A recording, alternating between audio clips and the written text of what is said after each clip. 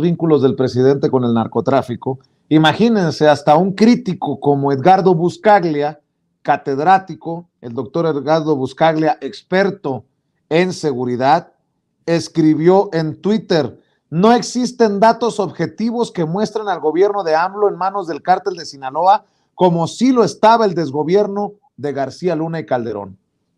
Ahí se las dejo de tarea. Bueno, déjeme regresar con Kurt Harvard para poner otro tema sobre la mesa en esta mesa de diálogo. El presidente Andrés Manuel López Obrador anuncia que no va a la Cumbre de las Américas, Kurt.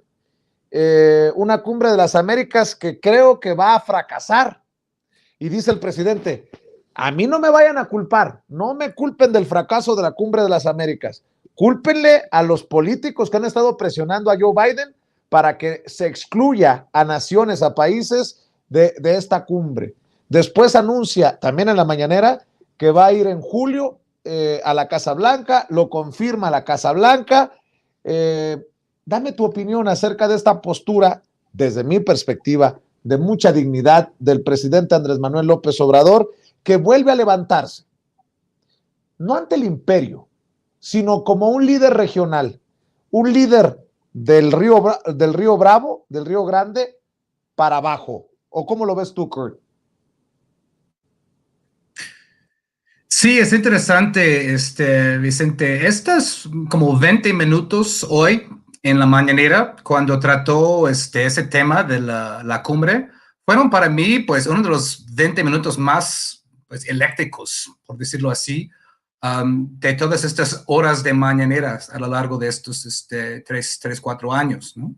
Cuando el periodista del medio japonés hizo esta pregunta, creo que no, no sabía lo que le deparaba en cuanto a respuesta, ¿no? Ahí, en esos 20 minutos, ¿no? El presidente primero da una lección de política a Joe Biden, diciéndole que, pues un abrazo a Joe Biden, pero en la política hay que tomar posturas. Y la indecisión cobra su factura, que es exactamente lo que ha pasado con Biden en todo este asunto de la cumbre, ¿no? Dicen que no iban a invitar a ciertos países, luego que no habían girado las invitaciones, luego que no las iban a invitar, luego otra vez invitaciones, y llegamos hasta los últimos días con la indecisión, una falta de agenda, todo eso, ¿no? Primero, ¿no? AMLO está ahí básicamente dándole la cátedra política a Biden, ¿no? Luego, muestra un gran conocimiento de la política estadounidense, pues primero criticando a los republicanos, ¿no? Básicamente como inhumanos por sus posturas autoritarias y en contra de los migrantes, pero también señalando que hay demócratas involucrados en eso, específicamente el senador Bob Méndez, ¿no? Cubano-estadounidense, que es el jefe del Comité de Relaciones Exteriores en el Senado, y es él que ha estado atrás de toda esta postura obsoleta y ridícula, ¿no? En cuanto a la cumbre, ¿no? Diciendo las cosas por su nombre. Y no solo eso, en cuanto al bloqueo contra Cuba, fue muy claro en decir que Estados Unidos está intentando manejar el argumento de los derechos humanos con tal de excluir a países, pero el embargo es la violación más grande de los derechos humanos. Incluso lo calificó como genocida, ¿no? Bloquear a un país, una isla como Cuba, para que ni siquiera puedan importar alimentos y medicinas necesarias, ¿no? Ahí, ¿no?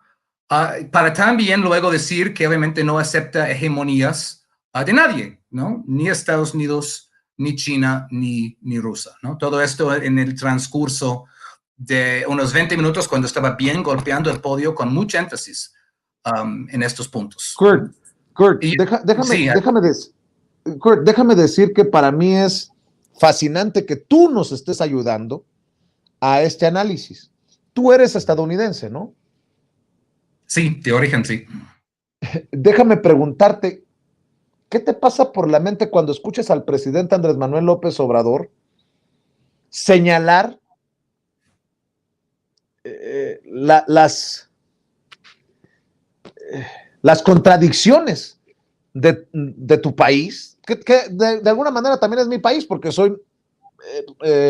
soy ciudadano de ambos países, de nacimiento en México, de adopción en Estados Unidos.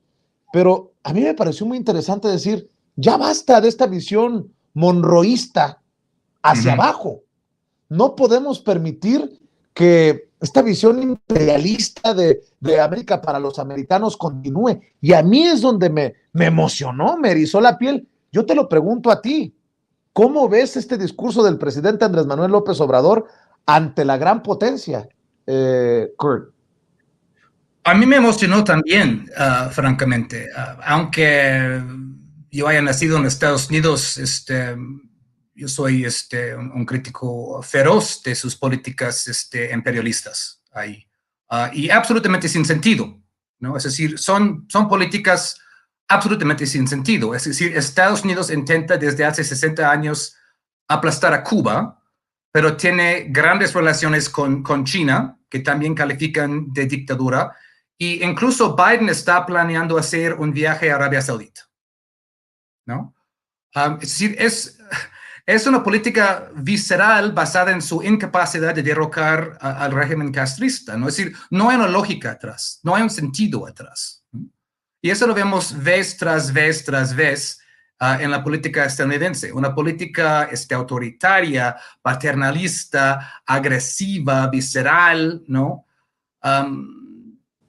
Sin reflexión, sin pensar, desactualizada. Y es muy importante, ¿no?, que el presidente de México y de otros países pongan hasta aquí con eso. ¿Tú recuerdas a algún presidente de, digamos, Salinas o de la Madrid o López Portillo para acá? ¿Tú recuerdas, no sé, los últimos 20, 30 años, un presidente con esa dignidad y con esa autoridad moral para hablarle así, de tú a los Estados Unidos? No, ninguno en la época neoliberal. El único caso que puedo mencionar sería, y jamás digo cosas buenas de Fox, es cuando el gobierno de Fox se opuso a la guerra en Irak en 2003, que creo que fue una de las pocas buenas cosas que hizo el gobierno de Fox. Pero bueno, 95% de la población mexicana estaba en contra de esta guerra, y no creo que haya podido ser de otra, ¿no? Pero pues pocos casos así. Aparte de eso, en esta generación ha sido un gobierno tras otro muy entreguista y muy servil. Y vemos lo que pasa con el gobierno servil. Es decir, uno cree, tal vez desde el lado neoliberal, es decir, de esos gobiernos, si trato bien a Estados Unidos, me van a tratar bien a mí. ¡No! Estados Unidos es un enorme bully. Si tú te dejas, ellos aprovechan. Y es lo que hicieron con el Plan Mérida, inundar el país con agentes de la DEA, la FBI y todo eso. Si tú les das 1 centímetro, ellos toman 1 kilómetro, ¿no? Entonces, esta política de, por favor, si solo soy más buena onda con ellos, me van a finalmente respetar, no funciona con ellos. Esto hay que entenderlo bien claro. Muy bien. Me emociona mucho que para la audiencia podamos contar en esta mesa de diálogo con Kurt Harvard. Yo también te escucho, José Alfredo Gutiérrez Falcón, tu opinión sobre esto que estamos viendo. Para mí es histórico también. Sí, y bueno, volteando a otra latitud, tengamos en cuenta que Andrés Manuel López Obrador todo este planteamiento lo está haciendo inspirado en la posible integración económica de toda América. Entonces, volteando hacia Europa, ya que Kurt lo abordó el tema estadounidense de una manera magnífica, quiero comentarles que cuando el presidente Andrés Manuel López Obrador anuncia que no va a la cumbre, de inmediato me llegó el recuerdo del estadista Charles de Gaulle cuando se levanta de la mesa del Consejo Europeo y se le llamó la crisis de la silla vacía.